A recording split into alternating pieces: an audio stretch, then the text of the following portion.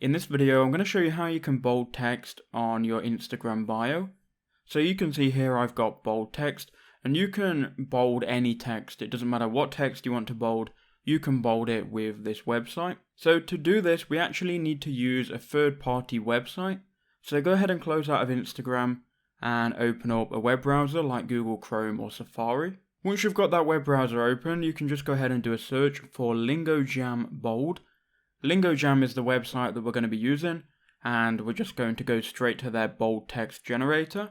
Now what you can do, you can type any text, and then once you do that, you will then see the bold version down below here.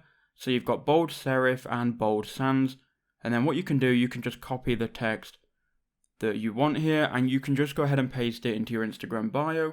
So go to Instagram, go to edit profile, and then here in your bio, you can just go ahead and paste in the text. I hope that video helped you out. Please do leave a like and comment down below if it did.